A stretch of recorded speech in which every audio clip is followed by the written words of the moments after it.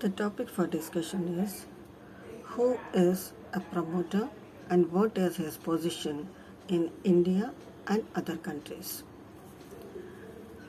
Any group of 7 persons, by filing with the registrar, the necessary documents with necessary fees, may get the company incorporated. In fact, the starting of company, it's not easy. Neither it is so simple as it looks, nor it is the work of a layman. As an expert who specializes in the promotion of companies is technically known as promoter. There is no statutory definition as such to this term, but Lord Justice Bowen says it is not the term of law, but of business, usually summarizing up in a single word a number of business operations familiar to commercial world by which a company is generally brought into existence. Promoters are in fact the persons who set in motion the machinery by which an act enables them to get the company incorporated or floated, generally in the common parlance. Now, subscribers to the memorandum are the persons who arrange for the flotation of the company, and they are called promoters. Many things have to be done by experts before the stage of filing the necessary documents with the registrar. The investing public in general has neither the time nor capacity or energy to think over and formulate propositions and start a good business in which to invest their money. In this capacity of investing public, which explains why the services of an expert or the promoter necessary. Before starting a business or industry on joint stock principle, many problems have to be considered carefully with regard to especially the factors of place, time, raw material, power, technical and manual labor, force, and lastly market. In this connection, it will be instructive as well as interesting to note a part played by Jamshedji Noshirvanji Tata in starting the Tata Iron and Steel Company at Jamshedpur. It was in 1882 J.N. Tata first received an idea of utilizing the iron deposits of Kannada district in the central province. One great obstacle in those days was the absurdity of the Indian regulation for mining, prospecting, which were reformed during 1899 by Lord Curzon. Now, during subsequent year, Tata went to England and was able to get the then Secretary of State for India and other officials of India House interested in the project, which mean the smoothing the way of speedy and easy receipt of prospecting license and other help from the government. The government had to be approached and persuaded for the construction of the broad gauge railway line to give necessary transport facilities. Reduced freight rate on the line was promised, and the government undertook the purchase of 20,000 tons of steel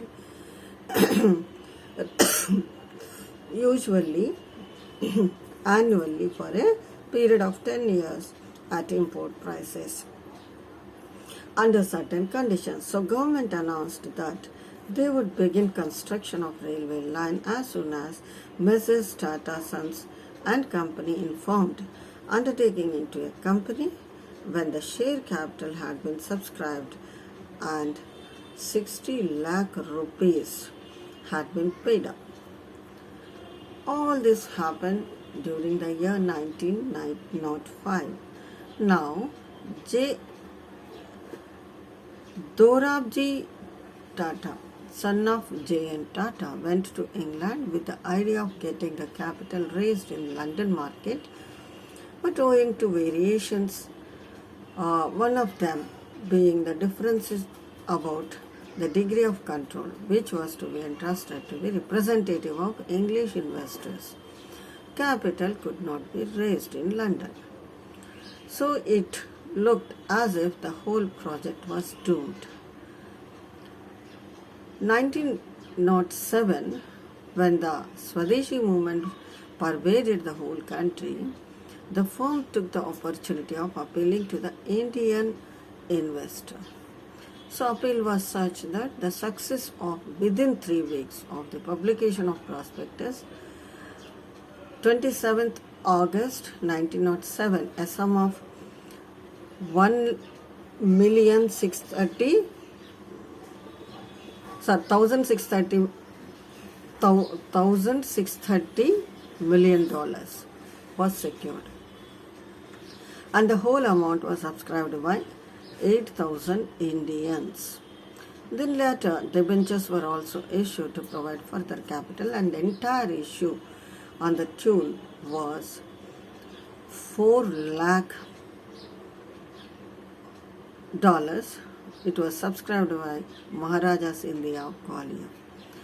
On 1904, J.N. Tata breathed his last. The great industrialist conceived the idea of, as early as 1882, got the scheme moving, provided large sums of money required to keep it going, but unfortunately he was not able to see the final result.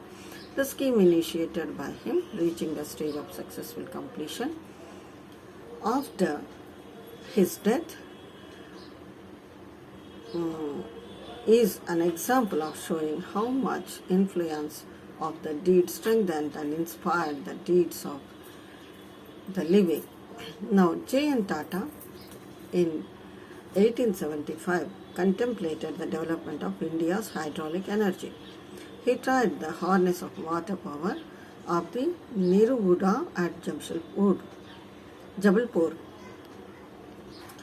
In 1879, a syndicate was formed to harness the water power at Dudhsagar Falls in Portuguese territory. Later, the idea started a hydroelectric concern by storing the rainwater near Lonavala in Western Ghats, caught an imagination of this suggestion by David Gosling. The government was approached to secure priority for the necessary concessions.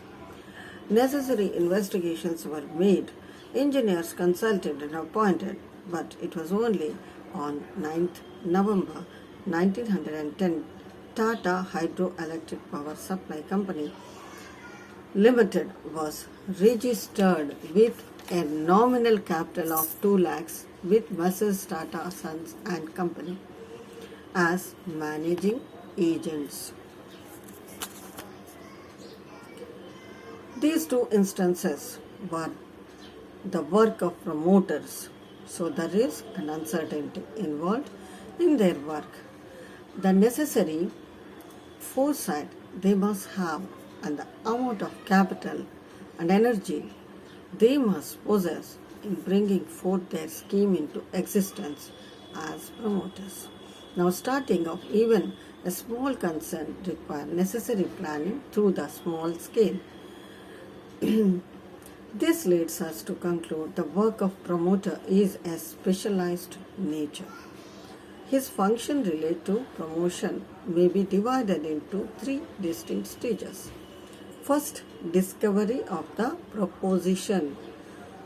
This means a decision reached by him after mature deliberations regarding the starting of the concern.